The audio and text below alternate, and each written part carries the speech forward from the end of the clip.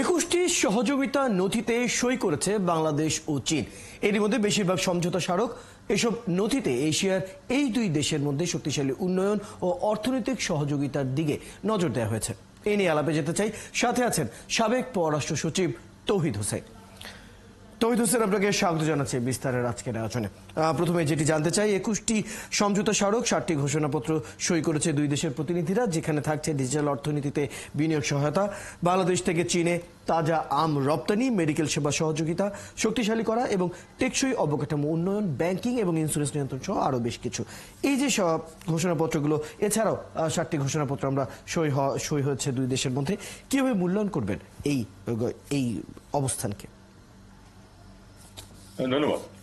সর্বোচ্চ পর্যায়ের সফর গুরুত্বপূর্ণ বটেই। বিশেষ করে চীনের সাথে আমাদের সম্পর্ক অত্যন্ত গুরুত্বপূর্ণ আমাদের জন্য, বিশেষ করে অর্থনৈতিক ক্ষেত্রে। কাজেই যে সফরটি হয়েছে এটা অবশ্যই ওয়েলকাম, এটা তো ঠিক আছে। ফলাফল নিয়ে কিন্তু আমরা এখনো খুব বেশি কিছু জানি না।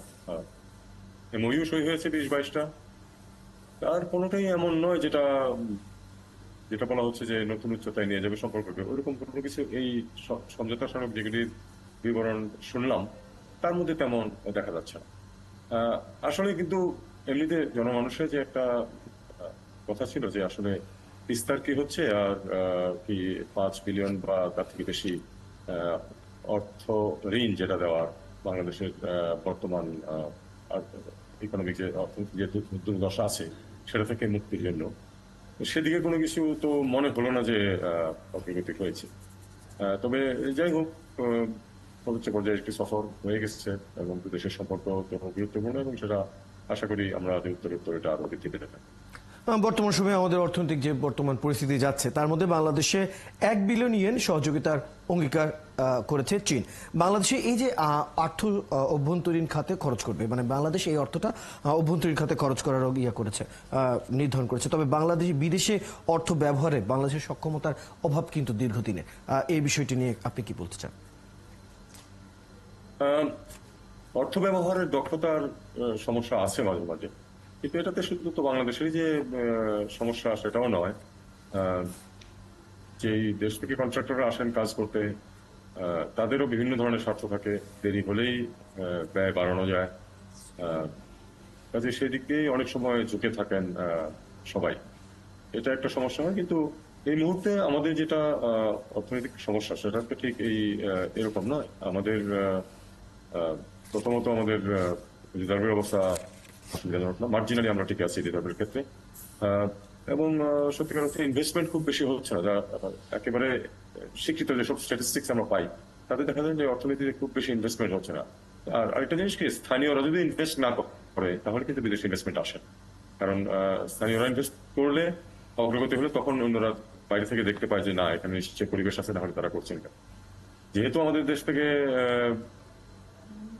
ইনভেস্টমেন্টের চেয়ে দেখা যাচ্ছে যে সম্পদ এখান থেকে বেরিয়ে যাওয়ার প্রবণতা বেশি, সেক্ষেত্রে এটা কতটুকু কাজে লাগবে আমি ঠিক এখনই বলতে পারছি না। অর্থনীতিবিদরা হয়তো আরো ভালো বিচার বিবেচনা করতে পারবেন।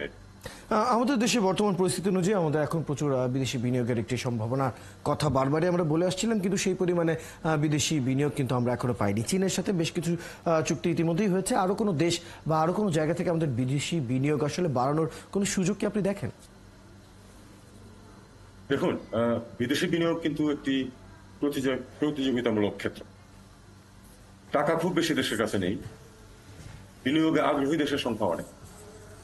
কাজেই আপনি যখন কাউকে ভালো সুযোগ দেবেন বিনিয়োগের, আপনার দেশে যখন মানে নিরাপত্তা থাকবে, স্টেবিলিটি থাকবে, কোনো সংঘাতের সম্ভাবনা থাকবে না, তখন যারা বিনিয়োগ করতে আসবেন তারা তো তাদের সিকিউরিটি চিন্তা করবেন, তারা এগিয়ে আসবে বেশি।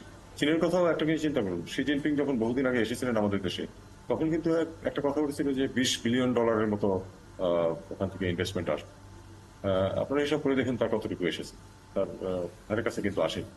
কাজে এই জিনিসটা আমাদের মনে রাখতে হবে, আমাদেরকে পরিবেশ সৃষ্টি করতে হবে বিনিয়োগের, এবং বিনিয়োগের যদি সঠিক পরিবেশ থাকে, আমাদের দেশীয় বিনিয়োগকারীরাও সেক্ষেত্রে টাকা বিদেশে পাচার না করে এখানেই বিনিয়োগ করবে, তখন বিদেশিরাও আগ্রহী হবে বিনিয়োগ করবে। আমরা সেই পরিবেশ সৃষ্টি করতে পারিনি, যদিও আমরা বলার চেষ্টা করি যে আদর্শ একটি বিনিয়োগ বান্ধব পরিবেশ আমাদের দেশে আছে, সেটা কাগজে কলমে হয়তো আছে, কিন্তু বাস্তবে সেটার দেখা মেলে কম।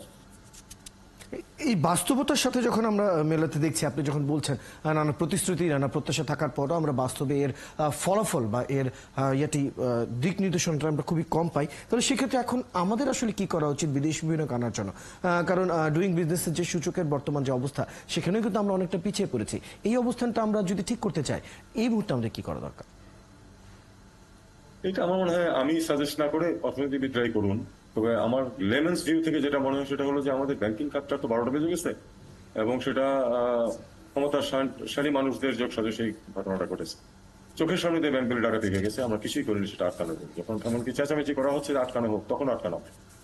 তো আপনি একটা দেশের ব্যাংকিং ব্যবস্থায় 12টা বাজিয়ে তো সেটা অর্থনীতিকে আগায় নিয়ে যাবেন কি করে? সেটা তো সম্ভব না। কাজে আমি মনে করি যে আমাদের এখানে ব্যাংকিং ক্ষেত্রে ডিসিপ্লিন ফিরিয়ে আনা দরকার এবং ঋণ খেলাপিদের যথোপযুক্তভাবে দমন করা দরকার, তাদেরকে প্যাট্রোনাইজ না করে তাদেরকে দমন করা প্রয়োজন। এবং পাশাপাশি যেটা বলছিলাম যে প্রকৃত বিনিয়োগের পরিবেশ সৃষ্টি করা। আরেকটি বিষয় আছে, এখানে আমাদের প্রচুর বেকার আছে, তাদের যোগ্যতা তাদের দক্ষতা অত্যন্ত কম, এটা সবাই স্বীকার করেন। আমাদের এখানে লক্ষ লক্ষ বিদেশিরা এসে কাজ করে, এমন বিরাট কিছু রকেট সায়েন্টিস্ট না, তারা সাধারণ কাজ, সেই সাধারণ কাজের যোগ্যতা আমাদের গ্রাজুয়েটরা অর্জন করেন না করে তাদেরকে আমরা ডিগ্রি দিয়ে দিই। শিক্ষাক্ষেত্রে যে অরাজকতা এবং বিশৃঙ্খলা চলছে, এটাকে যদি আমরা ঠিক করতে না পারি, মানব সম্পদ উন্নয়ন যদি করতে না পারি, এই চুক্তি সই করে কোনো লাভ হবে না, আলাপ আলোচনা করে ওই ঘোষণা দেওয়া কোনো ফায়দা হবে। ধন্যবাদ। বেশ দারুণভাবে আপনার কাছ থেকে বেশ কিছু বিষয় নিয়ে আমরা মতামত পেলাম। ধন্যবাদ সময়টুকু আজ আমাদেরকে দেওয়ার জন্য।